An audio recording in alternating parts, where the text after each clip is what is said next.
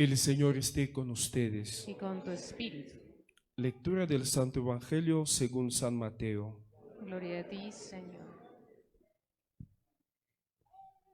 En aquel tiempo tomó la palabra Jesús y dijo: Te doy gracias, Padre, Señor del cielo y de la tierra, porque has escondido estas cosas a los sabios y entendidos, y se las has revelado a los pequeños.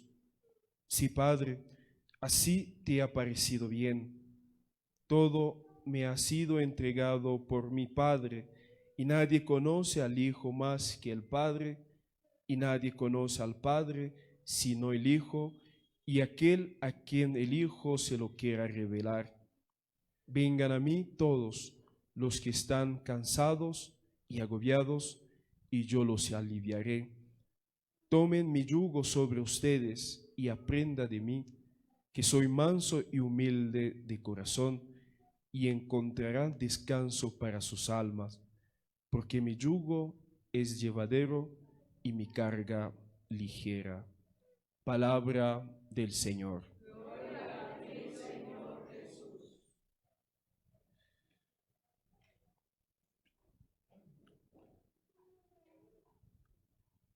La primera lectura de hoy del libro del profeta Jeremías vuelve a darle la esperanza al pueblo de Israel. Ese pueblo que está llamado a volver, ¿no?, a su tierra y a ocuparla según las promesas de Dios.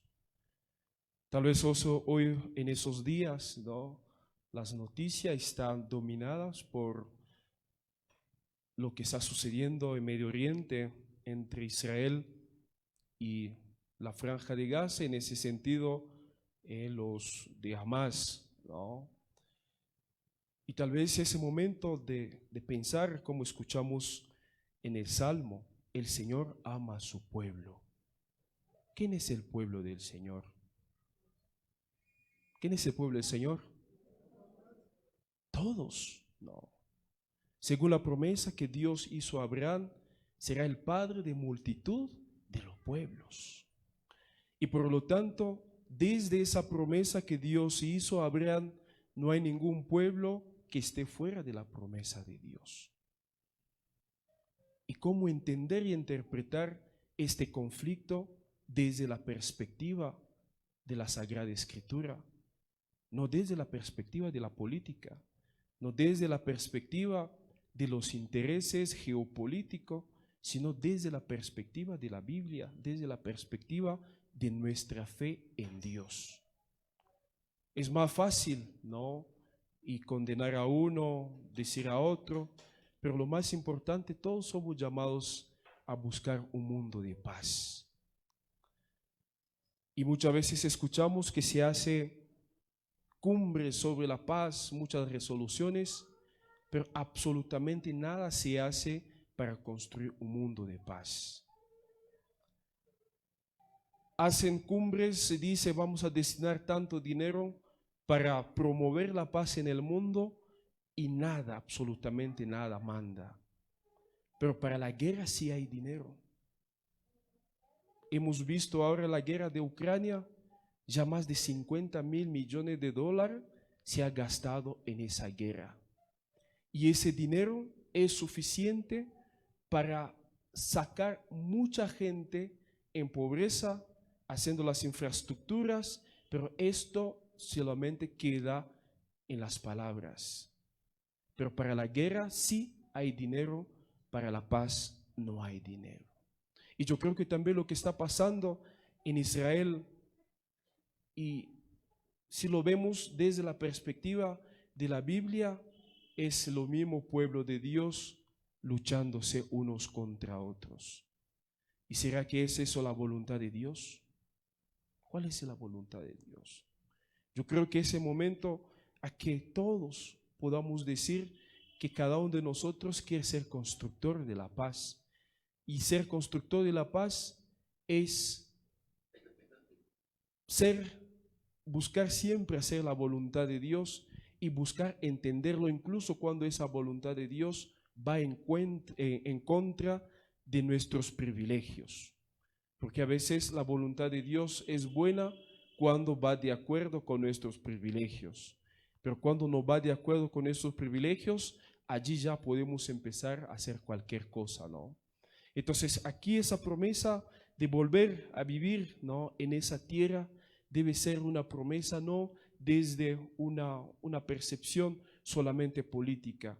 Y yo creo que la dificultad que tuvieron los judíos a entender a Jesucristo era justamente también para esto. Ellos esperaban un Mesías con poder político militar para sacar, ¿no?, en ese momento el imperio romano.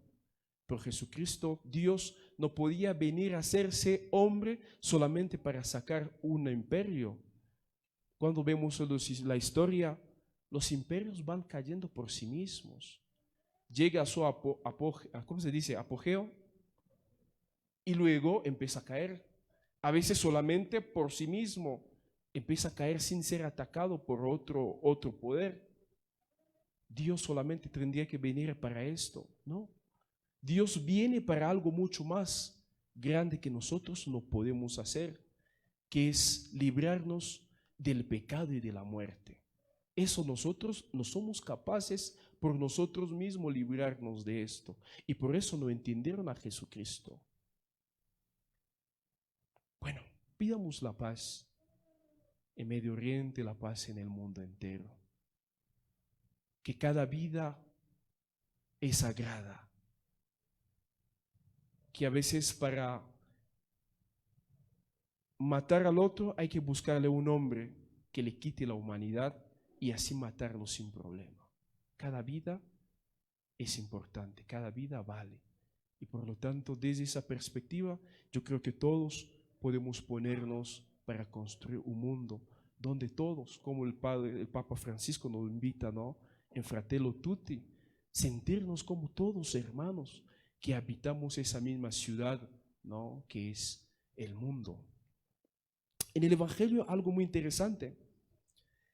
El Señor, ¿no?, da gracias a Dios porque ha escondido, ¿no?, esas cosas a los sabios y entendidos y ha revelado a los más pequeños. Y por eso los primeros que vinieron, que recibieron con entusiasmo esa buena noticia, no fueron los sabios, no fueron los entendidos, fueron personas marginadas, fueron personas pequeñas, fueron personas tal vez no estimadas y consideradas en la sociedad. Fueron esas personas que fueron las primeras a recibir esta buena noticia y empezar a vivir, ¿no?, según esa nueva visión del mundo, esa nueva manera de relacionarnos con Dios. Ya no es relacionarnos de Dios una parte, los elegidos, sino todos, buenos y malos. Todos somos llamados a estar con Dios y desde ahí transformar nuestra vida. Pero también algo muy interesante, dicen al final, nos lleva a todos que podamos llevar a Él todas nuestras cargas. Pero no quiere decir llevar nuestras cargas a Jesucristo, saldremos sin nada, sin carga, no. Pero aquí donde viene, tome mi yugo sobre ustedes y aprenda de mí que soy manso y humilde de corazón y encontrará descanso para su alma, porque mi yugo es llevadero y mi carga ligera. Y a veces pensamos, ¿por qué servimos al Señor? No podemos pasar mal momento. Porque servimos al Señor, todo nos va a ir bien. Tal vez eso no tiene nada que ver con nuestro Señor Jesucristo.